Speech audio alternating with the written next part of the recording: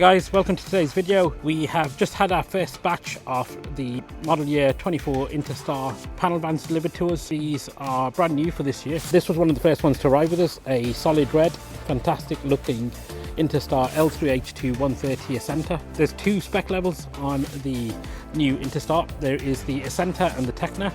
This is our entry level model. Then later in the month, probably in February, we'll get another video up on the Tecna spec. That is our demonstrator. Get that one all prepared and we can do another longer format video going over some of the final details about the new Interstar. But you can see from the front here, the grille is really nice and imposing. The vehicle does look a little bit taller than the outgoing model, which was this. You can see a direct comparison here. So we have the outgoing model and the new shaped vehicle next to it, and you can see it is a lot more imposing. I think it looks a lot more modern.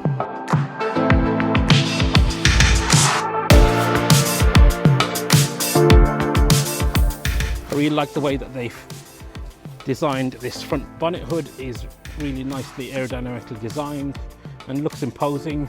Then we come down to the badging on the grille, and that looks really nice as well. So on the front grille we do have the Interstar badge across the front, which I think looks fantastic, and then the new Nissan badge. On the lower portion of the front grille we do have fog lights, even on the entry-level model now.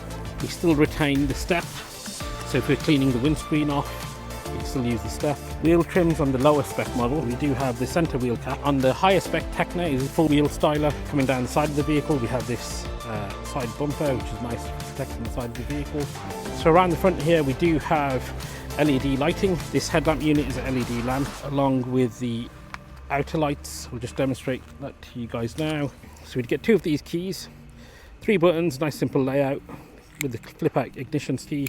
So all we do is press the unlock button and we can see the turn indicators are LED. This strip across the top is also a daytime running light in LED white light. I really like this detail with the chrome going across, and from the side view as well, I think it looks fantastic with the wing mirror arms as well, following through with that design. Retains a indicator on the end there, as well as being that squared off design. Follows through to the door handles all the way across to the sliding door. So the side loading door has been massively improved from the outgoing model. We now have a 1.3 meter opening on the side doors, which is fantastic for loading things in and out of. They've managed to maintain the same size door on the L3 as well as the L2 models, so that door is now locked into place, so it isn't going to move anywhere. We do have a really nice opening. The widest point is 1.3 meters across. Really nice, lovely flat bulkhead. So if we're loading things in and out of the vehicle, it makes life a hell of a lot easier. We have a grab handle to get in and out of the vehicle. The lights have been upgraded, so we now have LED lamps, one there and one just above me here. The nice thing about this flat bulkhead is they've actually managed to keep a lot of the passenger seat adjustability as well. So here is one of the massive improvements that's been made to the Interstar.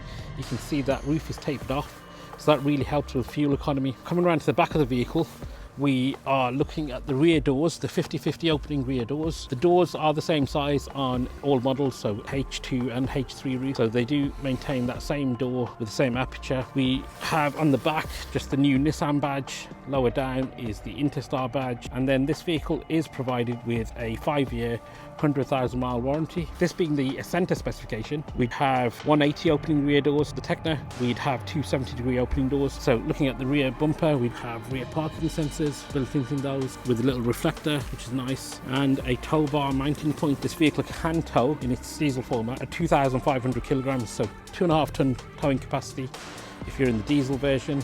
We are going to have an electric version very soon. We're very excited about that. We'll have more details on that coming to you guys very soon. Looking at the tail lamps, nice and flush, very small gaps, nice and tidy. Even looking at the indicator light there, it matches the rest of the design philosophy with that squared off design. We've got the little badge for the Alliance. This vehicle is an Alliance vehicle, so we have Renault who make the Master version, and there's us who make this the Interstar. Opening up the rear doors, this is also one of the features I really like about the Interstar. The fact that we have hinges which lock into place, so that will stop the wind from opening or closing your doors. We can get 180-degree opening on these rear doors. Pull that slightly forward, lock the hinge into place, and we can do the same thing to the opposite side as well. Grab handle to get in and out of the vehicle. As I mentioned earlier, we do have a lovely step to get in and out as well. Really nice usable space. The wheel arches, but going past those wheel arches, the majority of the storage is fantastic.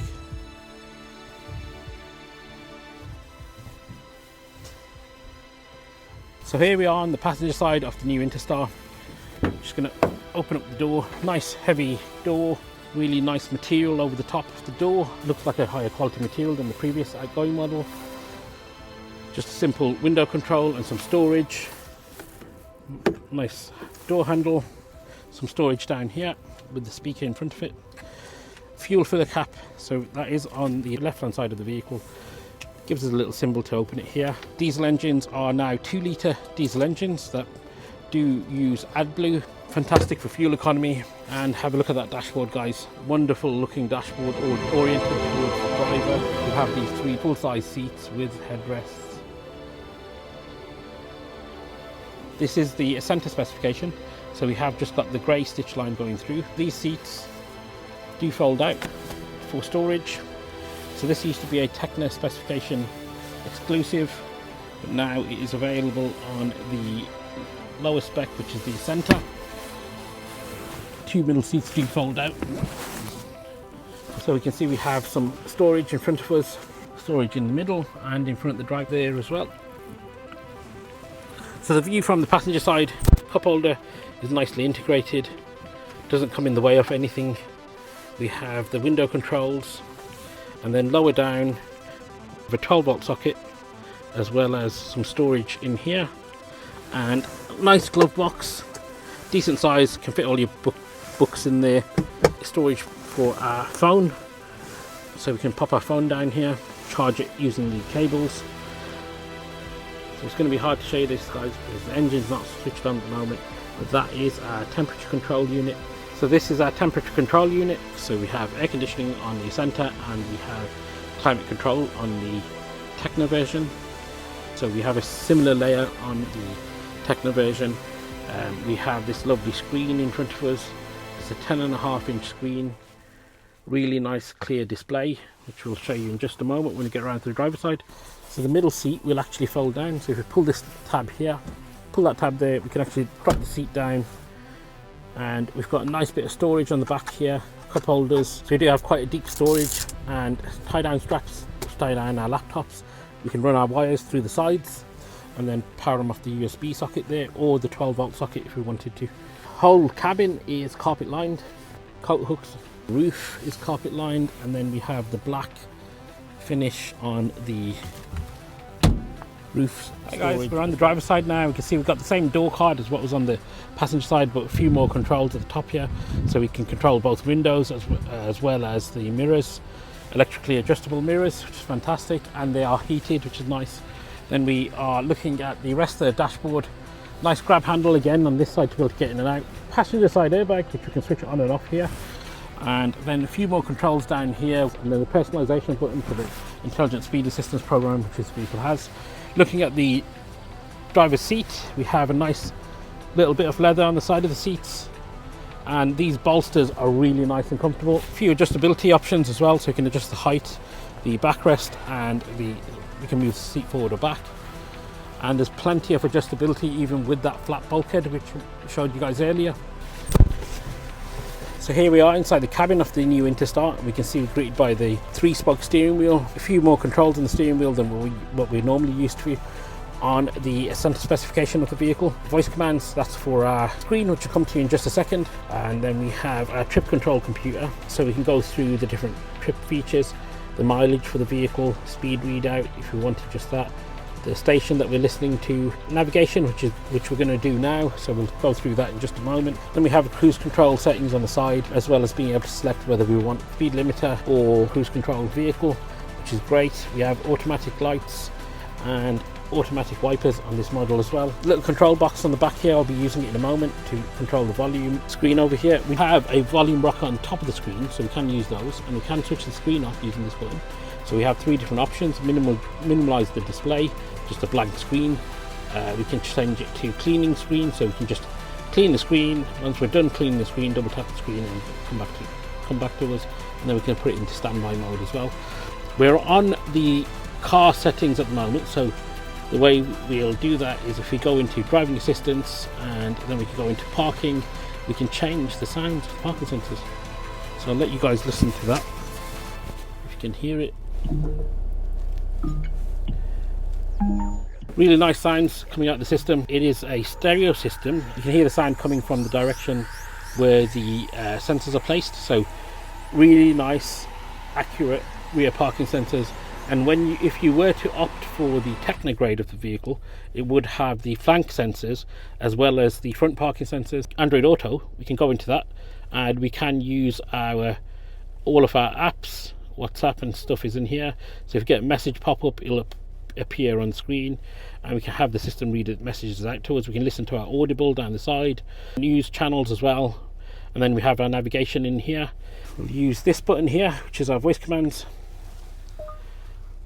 Navigate to B742HE. So as you guys can see, we can use the voice command button, and that'll bring up Google. Google will listen to what we want, our directions or whatever we want to tell it. That would actually, the 10x10 would actually appear in here as well. All of our different built-in apps. So this is to do with our radio, so let's just play that for you guys now. So you can hear that's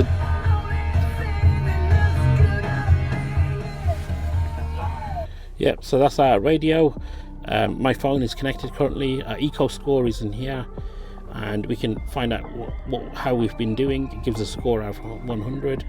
It'll calculate that at the moment, but the vehicle's not been driven. It's only got 4 miles, so I wouldn't expect too much out of that at the moment. It does give us tips on how to improve our eco rating, and radio channels. We can change the sources up here as well. And then back to Android Auto or CarPlay, both of them are wireless, and it's a nice big 10.5-inch screen as well. Really nice responsive screen. Leading down to the controls, we do have stop start. You can switch that on or off. We have loose ground control, which we're used to on our previous models, which will allow us to get out of a sticky situation. Eco mode for the driving mode, hazard light, central locking, and then if you want to just lock the rear load area, we can do that with that button there, and we get a notification on the screen to say that the rear load area is locked or unlocked, and then we can lock the front cabin up there as well.